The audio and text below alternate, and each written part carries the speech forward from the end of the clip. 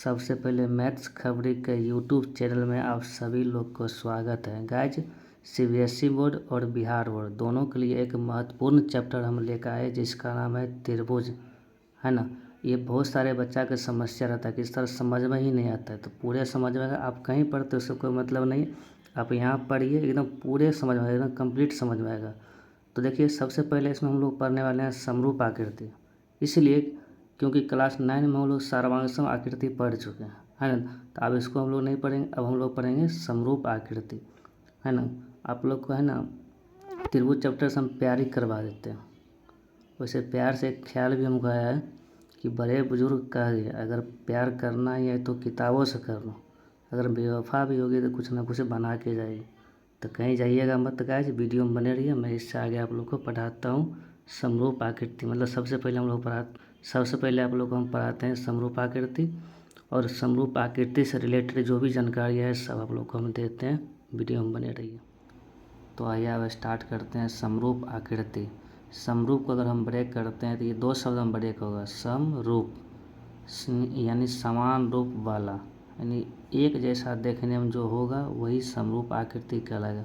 उसका माप समान होगा तो भी चलेगा, नहीं होगा तो भी चलेगा, है ना। सिर्फ देखने में एक जैसा हो गया तो कहलाएगा समरूप आकृति। ऐसा इसका डिफिनीशन भी हम यहाँ पर लिख दिए, देख लीजिए आप लोग, है ना।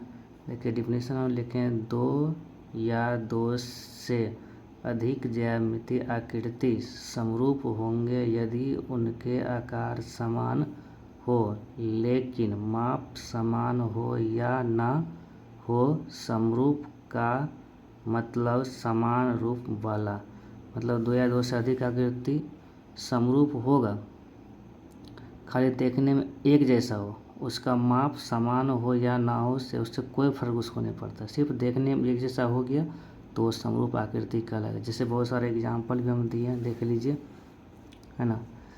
1 सेंटीमीटर, 2 सेंटीमीटर, 3 सेंटीमीटर और 4 सेंटीमीटर वाले वृत्त हम खींचे हैं, है ना। तो देख लीजिए सबका माप अलग अलग है लेकिन सब देखने में एक जैसा है तो समरूप आकृति कहलाएगा। जैसे यहाँ पर देखिए वर्ग का भी एग्जाम्पल हम लिए, सबका भुजा अलग अलग है लेकिन सब देखने में एक जैसा है तो ये समरूप आकृति कहलाएगा, है ना।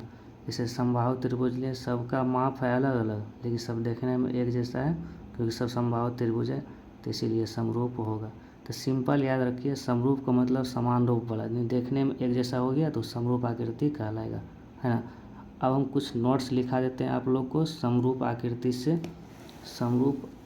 आकृति से रिलेटेड कुछ नोट्स लिखा देते हैं जो एग्ज़ाम में पूछा जाता है और कई बार पूछ चुका है ना। तो वीडियो में बने रहिए आप लोग। नोट फर्स्ट देख लीजिए आप लोग, सभी वृत्त समरूप होते हैं, मतलब जितना भी वृत्त होगा सब समरूप होगा क्योंकि देखने में सब एक जैसा होता है। सभी वर्ग समरूप होते हैं, सब जितने वर्ग हुआ सब समरूप होगा, उसका माप समान हो या ना उससे कोई फर्क नहीं पड़ता क्योंकि सब तो वर्ग ही होता है ना। सभी समबाहु त्रिभुज समरूप होते हैं, है ना। जितना भी समबाहु त्रिभुज होगा सबका सब समरूप होगा। सभी रेखाखंड समरूप होते हैं क्योंकि रेखाखंड में दो एंड पॉइंट होता है ना। तो जितना भी रेखाखंड खींचेंगे सब तो देखने में तो एक ही जैसा होगा ना, तो सबका सब समरूप कहलाएगा। और ये लास्ट नोट बहुत ही इम्पोर्टेंट है, प्रत्येक सर्वांगसम आकृति सदैव समरूप होते हैं लेकिन प्रत्येक समरूप आकृति सर्वांगसम नहीं होते। देखिए जितना सर्वांगसम है, सर्वांगसम में क्या होता है कि देखने में एक जैसा, उसका मेजरमेंट भी सेम होना चाहिए। तो हम क्या बताए थे समरूप में कि देखने में एक जैसा होगा तो भी समरूप होगा, है ना, और उसका माप समान हो या ना उससे कोई फर्क नहीं पड़ेगा। तो जितना सर्वांगसम है सब समरूप हो जाएगा लेकिन समरूप सर्वांगसम नहीं होगा। क्यों नहीं होगा? क्योंकि समरूप के लिए माप जरूरी नहीं है, सिर्फ देखने में एक जैसा। सर्वांगसम के क्या है कि देखने में भी एक जैसा होना चाहिए और उसका मेजरमेंट भी सेम होना चाहिए, तब सर्वांगसम होता है ना। लेकिन समरूप में ऐसा नहीं है, समरूप में सिर्फ देखने में एक जैसा हो गया तो समरूप आकृति हो जाएगा, है ना। तो प्रत्येक सर्वांगसम समरूप हो जाएगा लेकिन समरूप सर्वांगसम नहीं होगा। जितना आज मैं पढ़ाया हूँ सबका इंग्लिश कर दिए।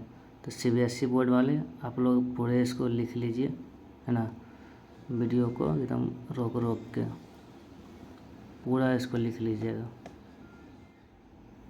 तब तक के लिए इतना ही रहने दीजिए, मिलते हैं आप लोग से अगले वीडियो में। अगर आप इस चैनल पर नहीं हैं तो सब्सक्राइब कर दीजिए और बेल आइकन भी दबा दीजिए ताकि सबसे पहले आपके पास वीडियो पहुँचे। जय हिंद, जय भारत।